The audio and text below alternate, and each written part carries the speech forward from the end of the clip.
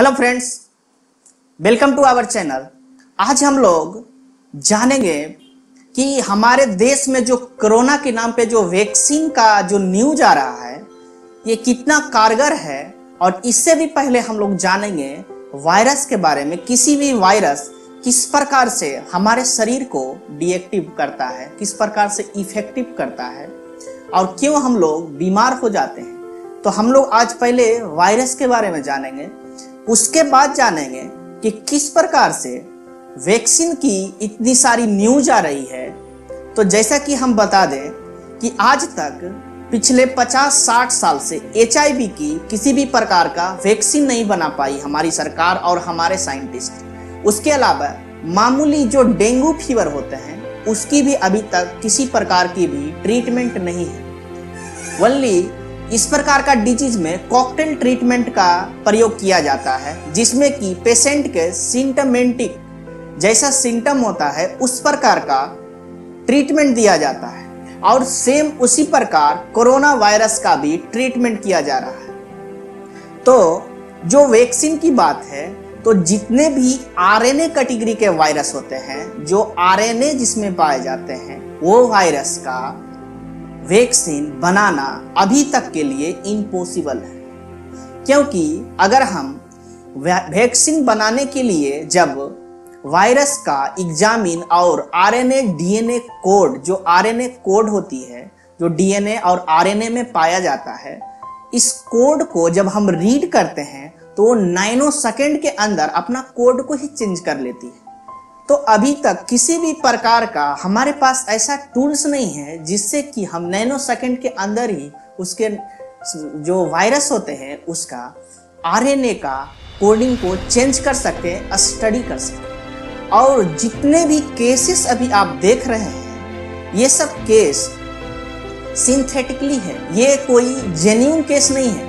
क्योंकि already WHO के द्वारा जो हमारे PPT किट जो होते हैं जिससे कि टेस्ट किया जाता है वो ट्रायल है, वो जेन्युइन नहीं है, जिसके कारण आपका टेस्ट मॉर्निंग 10 बजे होती है और पुनः 3 घंटे के बाद होती है। तो एक में रिपोर्ट पॉजिटिव दिखाया जा रहा है और एक में रिपोर्ट नेगेटिव दिखाया जा रहा है। जितने भी प्रकार के जो लेबोरेटरी टेस्ट होते हैं वो टेस्ट में हमारे बॉडी का एंटीबॉडी टेस्ट किया जाता है। उसमें एंटीबॉडी में देखा जाता है कि वायरस उसमें पहले था या नहीं था। अगर एंटीबॉडी में वायरस का एंटीबॉडी अगर हमारे ब्लड में या हमारे म्यूकस में जो होते हैं तब उस पेशेंट को पॉजिटिव कहा जाता है।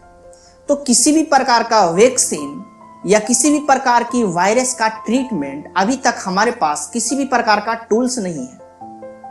जो न्यूज वाले होते हैं वो अपना TRP बढ़ाने के लिए बराबर से इस प्रकार का न्यूज बनाते रहते हैं। नहीं तो अगर ऐसा होता कि वैक्सीन बन गई है, किसी भी प्रकार का वैक्सीन को मार्केट में आने से पहले 6 से 7 इयर्स का टाइम लगता है।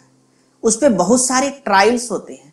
खास करके जो वायरस के वैक्सीन होते हैं, जिसे एंटीवायरल ड्रग में अगर कैटेगरी में हम माने या वैक्सीन में रखें, तो ये दोनों 2 कैटेगरी होते हैं। एंटीवायरल ड्रग जो कि वायरस को डीएक्टिवेट करने के लिए काम करता है, और जो वैक्सीन होती है ये हमारे बॉडी में प्री इम्यूनिटी को बढ़ा देता है। जैसा कि वायरस आने से पहले ही हमारे बॉडी में वैक्सीन लगाने से हमारा बॉडी पहले से रेडी रहता है। तो इस प्रकार का जो वैक्सीन होती है, ये वैक्सीन RNA वायरस के लिए अभी तक हमारे जो जनरेशन है इसमें किसी भी प्रकार का टूल्स नहीं बनाया गया है। और जितने भी न्यूज आ रहे हैं, जितने भी आप न्यूज चैनल पे देख रहे हैं कि 1 महीने में वैक्सीन आ रही है, 2 महीने में, सब साइंटिस्ट वैक्सीन बनाने की स्टडी कर रहे हैं, उस पर शोध चल रही है। लेकिन अभी तक हमारा वैक्सीन बनाने का जो प्रोसीजर है ये जनरेशन में अभी तक तो करंट नहीं हो सकती। क्योंकि जब तक हम लोग नैनो टेक्नोलॉजी के द्वारा जब हम किसी भी जीन का कोड नैनो सेकंड में स्टडी जब कर सकते हैं, जब उसका जो म्यूट होता है, किसी भी वायरस, जो कोरोना वायरस है ये नैनो सेकंड के अंदर ही म्यूट हो जाता है। म्यूट का मतलब है कि वायरस अपनी आकृति को ही बदल लेती है, ये अपना जीनोम जो इसका जीन कोड होता है ये कोड को ही चेंज कर लेती है। इसलिए किसी भी प्रकार का वैक्सीन नहीं बन पा रही है। इसी प्रकार से जो सर्दी का इन्फ्लुएंजा वायरस होता है, जो सर्दी का वायरस होता है, या जो हार्पस वायरस होता है, जो कि हमारे बॉडी के ऊपर एक प्रकार का स्किन का डिजीज जिससे होता है, जिसे हार्पस वायरस कहते हैं, उसमें भी किसी भी प्रकार का वैक्सीन उसका आज तक नहीं बना पाया। और HIV एड्स जो कि बहुत पॉपुलर डिजीज है, जिसे कि जो डिसऑर्डर पूरे वर्ल्ड में सभी लोग जानते हैं, लेकिन 50-60 साल से इस प्रकार का वायरस का भी वैक्सीन नहीं बना, क्योंकि ये सब RNA वायरस होता है, जबकि पोलियो का वायरस DNA वायरस होता है, इसलिए पोलियो का वैक्सीन अवेलेबल है। लेकिन अनदर जो भी वायरस होते हैं RNA वायरस, उसका वैक्सीन बनना अभी तो इम्पॉसिबल है। इसलिए अगर आपको किसी भी प्रकार का जो अभी कोरोना की मेडिसिन जो बन रही है, चाहे वो होम्योपैथिक हो, चाहे वो आयुर्वेदिक हो या एलोपैथिक हो, किसी भी प्रकार के जो मेडिसिन है वो ट्रायल वर्जन होते हैं। इसलिए अगर आपको किसी भी प्रकार का जुकाम, सर्दी या फीवर होती है तो आप इस प्रकार का मेडिसिन को ना लें बिना अपने डॉक्टर के प्रिस्क्रिप्शन के, और जब तक आपको ये कंफर्म ना हो जाए कि आप उस बीमारी से ग्रसित हैं, आपको किस प्रकार का वायरल इन्फेक्शन है या सिर्फ मामूली कॉमन कोल्ड है, ये कंफर्म करने के पहले आप किसी भी प्रकार का वैक्सीनेशन, जो वैक्सीन लगाने की प्रक्रिया होती है, या किसी भी प्रकार का कोरोना का जो मेडिसिन आ रही है अभी मार्केट में, इस प्रकार का मेडिसिन ना लें, क्योंकि ये मेडिसिन जो होगी आपके DNA का कोड को चेंज करेगी, आपके DNA को इफेक्ट करेगी, जिसके बाद जो आपका बच्चे होंगे वो बच्चे में इसका साइड इफेक्ट देखने के लिए मिलेगा। क्योंकि आपका अगर जीन का एक कोड भी चेंज होता है तो ये प्रभाव सीधे आपके बच्चे पे पड़ेंगे, क्योंकि जो आने वाले बच्चे होंगे उन पे इसका प्रभाव दिखेगा। इसलिए इस प्रकार का मेडिसिन आप खुद से ना लें और ट्रायल में भागीदारी ना करें, क्योंकि इस प्रकार का अभी जो है जितने भी न्यूज चैनल है वो अपने TRP को बढ़ाने के लिए इस प्रकार का काम कर रहे हैं। और जितने भी कोरोना का टेस्ट होता है, ये कोरोना जो है सिर्फ एक बिजनेस मार्केटिंग है। आपने सुना होगा कि हार्ट अटैक से बहुत सारे लोग घर में ही मर जाते हैं, मृत्यु उनकी घर में हो जाती है, सड़क पे हो जाती है।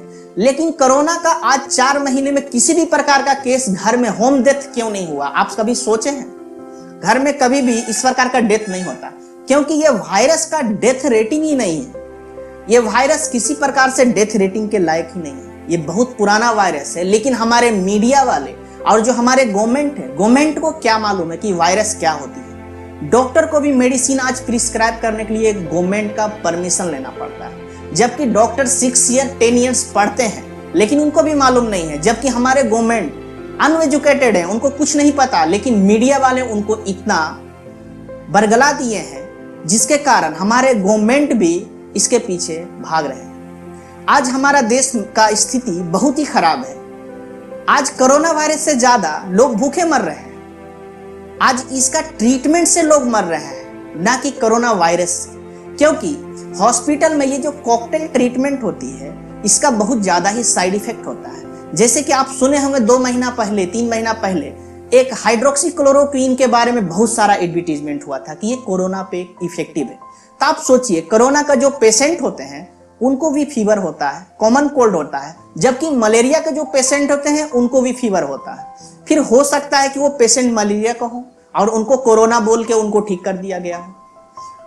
इसी प्रकार अभी जो करंट चल रही है कि डेक्सामेथासोन एक मेडिसिन है जो कि एंटीहिस्टामिन मेडिसिन होती है, आज उसके बारे में चल रही है। ये हमारे बॉडी का टेम्परेचर को न्यूट्रल करती है और ये एंटीहिस्टामिन है। इस प्रकार के मेडिसिन का यूज होता है। अगर आपको फीवर है तो फीवर का मेडिसिन का यूज होता है।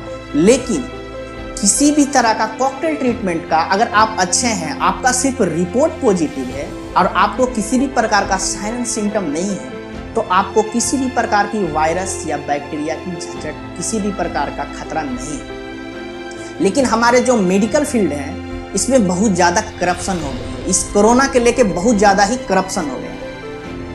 आज कोरोना के कारण नहीं पेशेंट मर रहे हैं, बल्कि ट्रीटमेंट से मर रहे हैं, और उससे भी ज़्यादा कोरोना के डर से। अगर आपको कॉमन कोल्ड हो गई है तो सीधा लोग समझते हैं कि हमें कोरोना हो गया। कोरोना का किसी भी प्रकार का डेथ रेटिंग 10%, 5% इस प्रकार से नहीं है। अगर आपको किसी भी प्रकार का पहले से कोई बीमारी है अगर आपको सीओपीडी है, अगर आप अस्थमा का पेशेंट हैं, अगर आपका हार्ट का पेशेंट है, हाई बीपी, कोलेस्ट्रॉल या आपको बहुत ज़्यादा डायबिटीज़ है, तो उसमें खतरा बढ़ जाती है।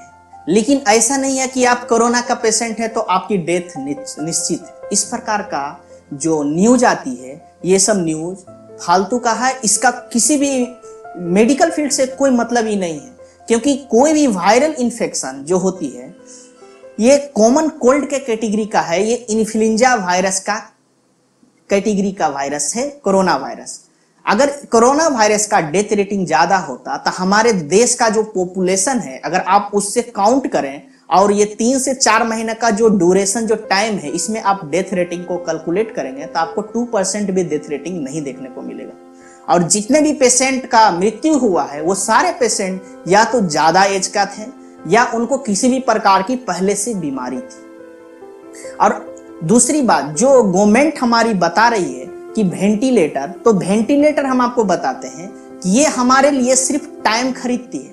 वेंटिलेटर से किसी भी प्रकार का ट्रीटमेंट नहीं किया जाता है। अगर आप किसी भी पेशेंट को अगर बाय द वे कोरोना के कारण या अस्थमा के कारण अगर रेस्पिरेटरी सांस लेने में दिक्कत हो रही है, रेस्पिरेटरी ट्रैक इन्फेक्शन हो गई है जिसके कारण सांस लेने में दिक्कत हो रही है, और उसके बाद अगर वो पेशेंट को वेंटिलेटर पे रखा जाता है तो उसको प्रेशराइज्ड ऑक्सीजन दिया जाता है, और वो ऑक्सीजन के कारण पेशेंट 1 से 2 दिन सर्वाइव करते हैं। और वही 1 से 2 दिन में अगर पेशेंट का इम्यून सिस्टम एक्टिवेट हो जाता है, थोड़ा ग्रो कर जाता है, तो पेशेंट रिकवर हो जाते हैं। ये किसी भी प्रकार का ट्रीटमेंट नहीं होता है, ये हमारा ही बॉडी हमें खुद ट्रीटमेंट करता है, ये खुद ही ट्रीट करता है किसी भी वायरस या बैक्टीरिया से। लेकिन कुछ कुछ जो बैक्टीरिया होते हैं या हम बहुत ज़्यादा एंटीबायोटिक्स का यूज करते हैं, जिसके कारण कि जो हमारा बॉडी का इम्यूनिटी होता है वो रेजिस्टेंस हो जाती है, उस वायरस या बैक्टीरिया से लड़ने की क्षमता उसमें कम हो जाती है। जैसा कि HIV में ज़्यादा देखा जाता है इस प्रकार के केस कि वो हमारी इम्यूनिटी पावर को ही खत्म कर देती है, क्योंकि रेट्रो का मतलब ग्रुप ऑफ वायरस होता है। जो रेट्रो वायरस होती है इसमें ग्रुप ऑफ वायरस होती है, बहुत सारे वायरस का एक ग्रुप होता है। जैसे कि आप पढ़े होंगे कि सिंगल सेल होता है और ग्रुप ऑफ सेल टिश्यू होता है, उसी प्रकार से रेट्रो का मतलब ग्रुप होता है और वायरस का मतलब वायरस। तो जो HIV के वायरस होते हैं वो ग्रुप ऑफ वायरस होते हैं, और जो हमारा कोरोना वायरस है ये एक सिंपल वायरस है, लेकिन हमारे मीडिया वाले इस वायरस को 3 से ताड़ बना रहे हैं। जबकि आप देखेंगे कि 1 से 2 महीना, 5 महीना, 6 महीने के बाद फिर से सब कुछ सामान्य हो जाएगा और किसी भी प्रकार का वैक्सीन, किसी भी प्रकार का ट्रीटमेंट ऐसा कुछ भी होने वाला नहीं। सिर्फ आदमी लोग को मूर्ख बनाया जा रहा है, इसलिए आप लोग घबराए नहीं और किसी भी प्रकार का कोरोना का मेडिसिन को अवॉइड करें, इस प्रकार का मेडिसिन को न।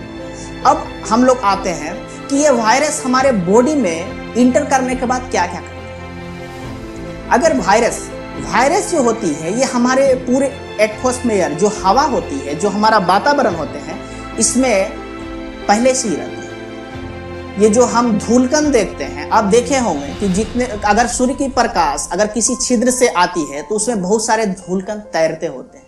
ये जो धूलकण होते हैं ये इसमें बहुत सारे वायरस होते हैं, और हमारा बॉडी जो है 90% बैक्टीरिया से बना हुआ है, और जो वायरस होते हैं वो बैक्टीरिया के दुश्मन होते हैं। तो हमारा बॉडी में जो वायरस आते हैं तो सबसे पहले जो वायरस होते हैं, जैसे कि वायरस बहुत तरह के होते हैं, बहुत प्रकार के होते हैं।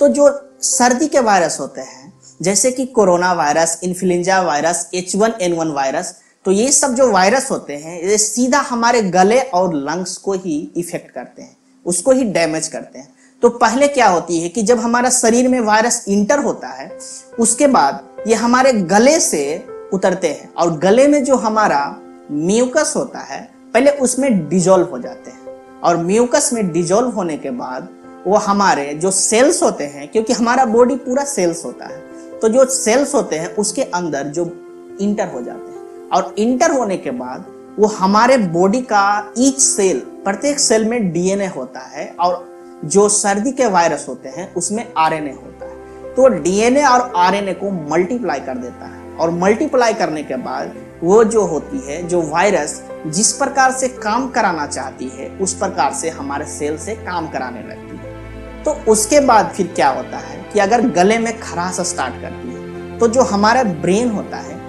तो ब्रेन जो होता है हमारे बॉडी में एक प्रकार का हार्मोन छोड़ता है जिसे हिस्टामिन कहते हैं। अब ये हिस्टामिन क्या करता है कि हमारे पूरे बॉडी का टेम्परेचर को बढ़ा देता है, जिसे कि हम फीवर कहते हैं या पायरेक्सिया भी कहा जाता है। ये जब बॉडी को बढ़ाते हैं तो जो हमारा ब्रेन को ये पता नहीं होता है कि वायरस किस एरिया में है, इसलिए पूरे बॉडी का टेम्परेचर बढ़ा देता है। और टेम्परेचर बढ़ाने के बाद वो ब्रेन का थिंकिंग होता है कि टेम्परेचर बढ़ने से वायरस किल हो जाएंगे, लेकिन ऐसा नहीं होता है। अब उसके बाद जो स्टेज होती है कि हमारे बॉडी में ल्यूकोसाइट होती है, WBC, और ये WBC जो होती है ये इसे प्रतिरोधक क्षमता भी कहते हैं। यही हमारे बॉडी से जो वायरस या बैक्टीरिया इंटर करती है उससे फाइट करने में मदद करती है। तो जो हमारे बॉडी में जो इम्यून सिस्टम होती है, जो इम्यूनिटी होती है, वो जेनेटिकली होती है। इसे बढ़ाया या घटाया नहीं जाता है। जैसे कि आप देखे होंगे अभी बहुत सारे मार्केट में इम्यूनिटी बूस्टर मिल रहे हैं जो कि इम्यून को बढ़ाने के लिए। आप थोड़ा सपोज कीजिए कि आपके घर में 20 वाट का LED लाइट है और अगर आप उसको 440 की जगह 11,000 भी वोल्ट देते हैं तो लाइट उतना ही करेगा जहां तक कि फ्यूज हो जाएगा, लेकिन वो 30 वाट का LED नहीं हो सकता। इसी प्रकार से जो हमारा इम्यून सिस्टम होती है वो बाय गॉड गिफ्टेड होती है, जो कि हमारे पेरेंट्स से मिलती है। और अगर आप कितना भी बूस्टर खाते हैं, इम्यूनिटी बूस्टर, तो इससे सिर्फ आपका बॉडी में उसका साइड इफेक्ट दिखेगा, ना कि आपका इम्यूनिटी सिस्टम स्ट्रांग होगा। क्योंकि जो आपका इम्यूनिटी है वो उतना ही रहेगा, वो बढ़ नहीं सकती। आप अच्छे खाने खाते हैं, अगर अच्छा आप भोजन कर रहे हैं, आप रिच फूड खा रहे हैं, तो थोड़ा बहुत आपकी इम्यूनिटी स्ट्रांग होगी, क्योंकि आपकी बॉडी की प्रत्येक सेल स्ट्रांग होगी। लेकिन आप किसी बूस्टर, कोई मेडिसिन से आप इम्यूनिटी सिस्टम को स्ट्रांग नहीं कर सकते। ये सिर्फ एक मार्केटिंग स्ट्रेटजी है। इसलिए इस चीज को अवॉइड करें और रिच फूड का सेवन करें। और जो वायरस की प्रक्रिया है तो हमारे बॉडी से, गले से उतर के लंग्स तक जाती है, लेकिन डेथ रेटिंग कब स्टार्ट होती है? जब सर्दी जुकाम होने के बाद अगर किसी पेशेंट को पहले से ही किसी प्रकार की चेस्ट की बीमारी है, किसी प्रकार की लंग्स की बीमारी है, चाहे वो ब्रोंकाइटिस अस्थमा हो, चाहे वो हार्ट अटैक हो या किसी भी प्रकार का डिजीज हो, तो उससे क्या होगी कि पहले से जो वायरस है वो बैक्टीरियल इन्फेक्शन, जैसे कि निमोनिया भी है तो ट्यूबरकुलोसिस, इस प्रकार का बैक्टीरिया के साथ वो स्ट्रांग बन जाती है। वो जो इन्फेक्शन है वो बहुत ज्यादा बढ़ाने लगती है, जिसके कारण पेशेंट को सांस लेने में बहुत ज्यादा दिक्कत होने लगती है और लास्ट स्टेज में वेंटिलेटर मशीन पे रखा जाता है। अगर इम्यून सिस्टम उस समय तक इम्प्रूव हो जाती है, स्ट्रांग हो जाती है, तब तो वायरस डीएक्टिवेट हो जाती है। क्योंकि फ्रेंड्स, वायरस कभी भी नहीं मरता है। वायरस एक डेड पार्टिकल होती है। अगर वो inside of the cell, cell के अंदर होती है तो वो एक्टिवेट हो जाती है, और सेल के बाहर होती है तो डीएक्टिवेट हो जाती है। इसीलिए किसी भी प्रकार का वायरस किलर मेडिसिन नहीं होती है। वायरस को मारने के लिए कोई भी मेडिसिन नहीं होती है, जबकि बैक्टीरिया को मारने के लिए एंटीबायोटिक्स मेडिसिन होती है। क्योंकि बैक्टीरिया एक लिविंग होती है, वो जीवित होती है, जबकि वायरस जीवित नहीं होती। तो जो आज कोरोना वायरस का डेथ रेटिंग जो बढ़ रही है, ये डेथ रेटिंग बढ़ने का रीजन है कि जो भी पेशेंट को पहले से ही lungs disease, any type of lungs disease है, तो वायरस उसको बहुत ज्यादा एक्टिवेट कर देती है, बहुत ज्यादा उसको बढ़ाने लगती है, जिसके कारण रेस्पिरेटरी ट्रैक इन्फेक्शन या कार्डियक अरेस्ट या किसी भी प्रकार का सिम्टम एक्स्ट्रा देखने को मिलता है। और इसी के कारण आज कोरोना के कारण डेथ रेटिंग बढ़ रही है। लेकिन इसमें ये कोरोना सिर्फ स्वस्थ व्यक्ति को, अगर कोरोना वायरस से इफेक्ट हो जाए, अगर कोरोना वायरस स्वस्थ व्यक्ति को हो जाए, तो इससे किसी भी प्रकार की डेथ रेटिंग नहीं हो सकती। क्योंकि 90% पेशेंट जो होते हैं जिनको किसी भी प्रकार का डिजीज नहीं है, वो ऑटोमेटिक 10 से 14 डेज में रिकवर हो जाते हैं। और जो बचे पेशेंट होते हैं जिनको किसी भी प्रकार का पहले से ही बीमारी है, उन्हीं को ये वायरस ज़्यादा इफेक्ट करता है। लेकिन हमारे मीडिया वाले जो हैं, जो हमारा पूरा सोशल नेटवर्क वाले बहुत सारे ऐसे हैं जो कि इनके बारे में गलत गलत इंफॉर्मेशन दे रहे हैं और सभी लोग को डरा रहे हैं। और तीसरी बात जो मास्क लगाने की होती है, तो मास्क किसी भी वायरस का बचाव नहीं है फ्रेंड्स, क्योंकि मास्क अगर आप लगाते हैं तो वायरस जो होती है वो मास्क के जो छिद्र होते हैं उससे भी बहुत छोटे होते हैं, इसलिए इजीली वो मास्क में आ जा सकते हैं। और अगर आप पहले से ही अगर पॉजिटिव है, अगर आपको बाय द वे वायरस है, किसी भी प्रकार का वायरस है, और अगर मास्क लगाते हैं तो वायरस मल्टीप्लाई हो जाती है, क्योंकि मास्क में अगर आप स्नीजिंग करते हैं, छींकते हैं, तो वो जो ड्रॉपलेट होते हैं वो मास्क में स्टोर हो जाते हैं और पुनः जब आप सांस लेते हैं तो फिर से वो अंदर चला जाता है। तो वो सॉल्यूशन नहीं है फ्रेंड्स। मास्क ओनली स्मेल को रोकने के लिए, या बहुत ज़्यादा अगर पब्लिक का स्थान में अगर आप जाते हैं, मार्केट जाते हैं, तो थोड़े समय के लिए आप उसका सेवन कर सकते हैं, यूज कर सकते हैं, लेकिन हमेशा यूज करने की चीज़ नहीं है। तो फ्रेंड्स, आज का वीडियो आपको कैसा लगा हमें कमेंट करके बताइए। और ये वीडियो का मेन पर्पस था आप लोग को जागृत करना कि किस प्रकार से हमारा माहौल बढ़ रहा है, बदल रहा है। और इस वीडियो से हम किसी भी मीडिया या किसी भी गवर्नमेंट के लिए किसी भी प्रकार का किसी भी शिकायत या किसी बात नहीं कह रहे हैं, सिर्फ ये एजुकेशन पर्पस के लिए और आप लोग को जागरूक करने के लिए है। और अगर आपको वीडियो अच्छा लगे फ्रेंड्स तो इसे लाइक कर दें, और चैनल पे नए हैं तो चैनल को सब्सक्राइब कर दें। आज के लिए इतना ही, धन्यवाद।